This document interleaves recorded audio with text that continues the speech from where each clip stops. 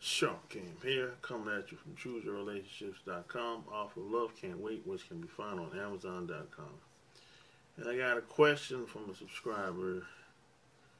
He said he took a trip to Japan a couple months ago. He got a flight through an agency that's in Japan, and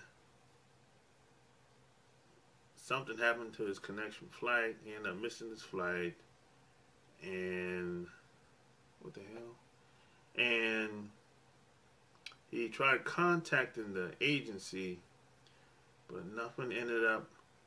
They never did anything about his connection flight. So he ended up calling the airlines instead. So he said this was the first incident. He said the second incident, he got another vacation package with them, and something happened with his reservations again. And he said it seems like every time he calls or contacts the agency, they take a long time. They either take a long time to get back, or it seems like they don't know what to do to solve the problem.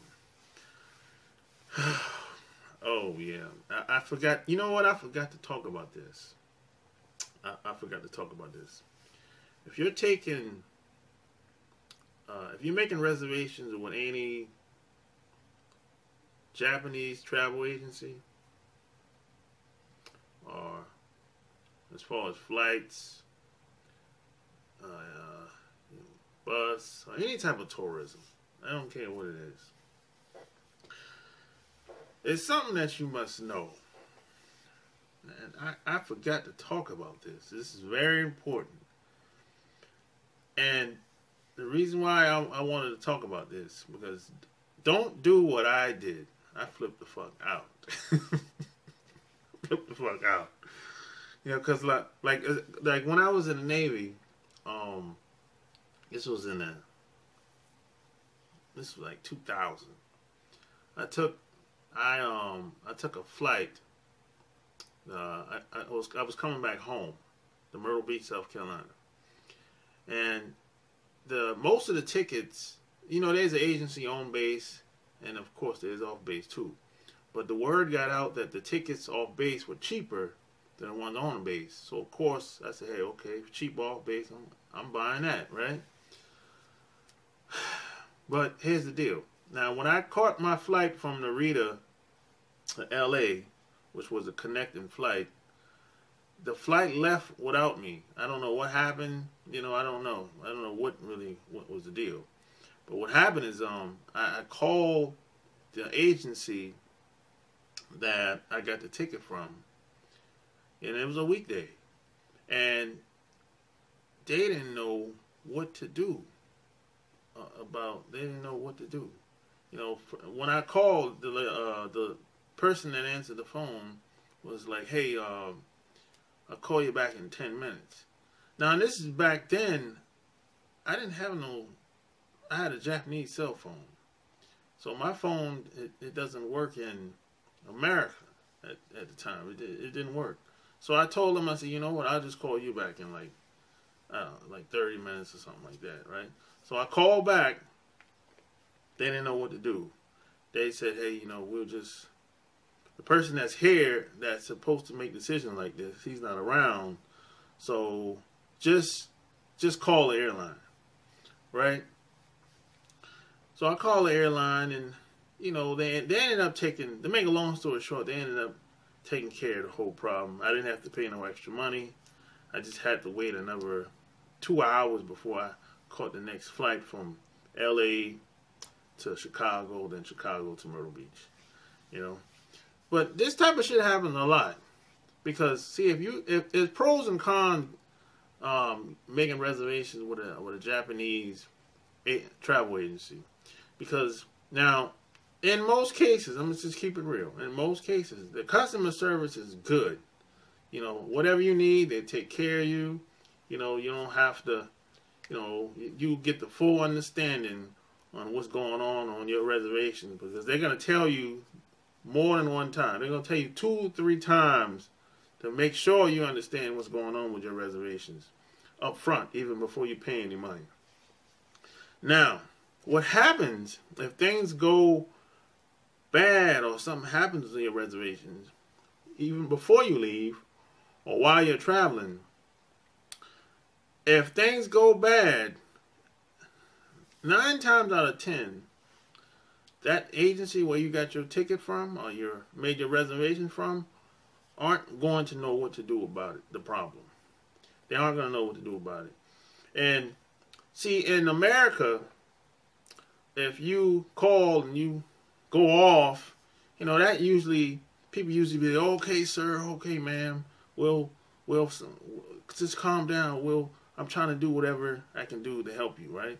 Now, in Japan, if you flip the fuck out, they'll just smile or might even laugh. I've seen situations where the Japanese people in the office or in some type of restaurant or something like that, they'll smile and start laughing because they've been trained to be that way. They don't really know what to do, because you have to understand Japan is a very structured environment, and they don't prepare when things go badly, you know, because everywhere you go, everyone's doing the same shit over and over, you know. So you got to think about it.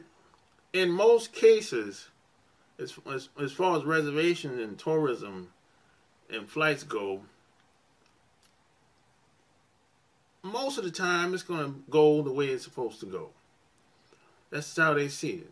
So they don't prepare for anything negative to happen. Plus, if you can't speak Japanese or can't write in Japanese, or say if you send an email, you don't be surprised if you don't get a response back. If you do get a response back in email, it's usually the person that's responsible for taking care of all the orders or contacts in English. It's usually one designated person in the office, and sometimes that one designated person might not be available, or the person that's the decision maker is not available to make the decision, and sometimes they just don't know what to do, you know. So, and sometimes you might not get a response back at all. I'm serious. And if you flip out and start talking crazy, 9 times out of 10, nothing's going to get done. So these are the pros and cons when you make reservations with a Japanese travel agency. You know what I'm saying? So if you flip the fuck out, if you can't write in Japanese, and if you can't speak Japanese, 9 times, or the person that's in there in the office that's designated to take care of all orders coming in or communication coming in that's in English is not available. Don't be surprised if you don't get a response. If you do get a response, it's going to probably be a couple days, couple hours. Who knows? Those are just the pros and the cons when it comes to using a Japanese travel agency. I've heard a lot of stories when it comes to, you know, tourism in Japan, and a lot of foreigners using Japanese agencies. And, you know, I ran into the same thing when I was in Japan. See, a lot of people don't really know what to do because they don't train their employees for situations like this. See, in America, you know, most companies, they have probably 10, 20 different scenarios what to do when something happens. But in Japan, they don't do that, man. You know, they just don't do it. You know, I don't really know why. And, you know, you got to have a lot of patience, man. And see, in Japan, everything is, for the most part, at least, it's usually a 7-step process. You know what I'm saying? In America, it's usually 3 steps. You know, it's like if you go to any, I remember one time I went to the DMV, you know, in Japan. If you go to the DMV in Japan, you go to the desk, say, hey, I need a driving license or ID. Take this clipboard, take a ticket, you sit down, you go back to the desk, and they take your paperwork, stand in line, there's 3 long lines, you stand there. You stand in that long line for like maybe 30, 40 minutes, and then you sit down at another desk, and that person at the other desk will put your name and information in. Then you go upstairs for a couple minutes, and you come back down, and you go to the desk, the same desk you left again, and then you sit down again. Then they call you back up there, and then you sit down, and they call you back up there again, and now you're done. See, that's like the 7-step process. Now, in America, if you go to DMV, it's 3 steps. You know what I'm saying? But, I mean, even City Hall, same thing. You know, you go to the hospital, same thing. You go to a travel agency, same thing. It's going to be more than 3 steps.